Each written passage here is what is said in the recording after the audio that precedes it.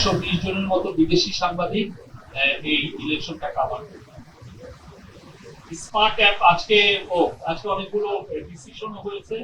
তার মধ্যে একটা জিনিস আজকে মিটিং এ জানানো হয় যে স্মার্ট নির্বাচন বন্ধু ভোটার যেটা একটা হটলাইন নাম্বারটা ইনাগরেট করা হয়েছে, সেটা হচ্ছে 333 নির্বাচন সংক্রান্ত কোনো কমপ্লেন, কোনো অ্যালার্ট, কোনো অভিযোগ, যে কোনো ধরনের ইনফরমেশন আপনারা এই 333 ফোন করে আপনারা জানতে পারবেন এবং সেই বিষয়ে তারা উপযুক্ত, আপনি যদি কোনো ব্যবস্থা নিতে বলেন সেই দিকে তারা আপনাদেরকে সে ব্যবস্থা নেবেন।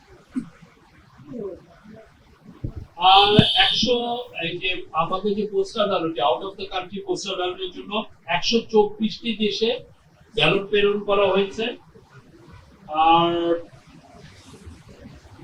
পাকিস্তান, নেপাল, শ্রীলঙ্কা ও ভারত থেকে আমাদের পোস্টাল ভোট সম্পর্কে জানার আগ্রহ প্রকাশ করেছে। এছাড়া আজকে এটা ওরা কিভাবে, বাংলাদেশ কিভাবে এটা ইমপ্লিমেন্ট করছে, কিভাবে এটা সাকসেসফুল হচ্ছে, এখানে কোনো ধরনের কোনো ইস্যু তৈরি হচ্ছে কিনা, এগুলো সব তারা জানতে চাচ্ছেন। এই ক্ষেত্রে ইলেকশন কমিশনের সাথে এদের অনেকের বিনিময় হয়েছে। আরো জানানো হয়েছে যে সিসিটিভি 80% অলরেডি ইনস্টল করা হয়েছে। আর body on camera 25,700 already install করার প্রায় শেষ।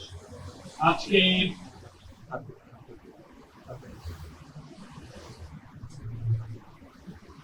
আর তেমন কিছু নয়। আজকে ওই ইলেকশন কমিশনের চিফ সেক্রেটারি, আপনি জানেন পাশানের চিফ নিউজ, সেই বিষয়ে আমাদের ডেপুটি সেক্রেটারি আজাদ মজুমদার বলবেন ইলেকশন কমিশনের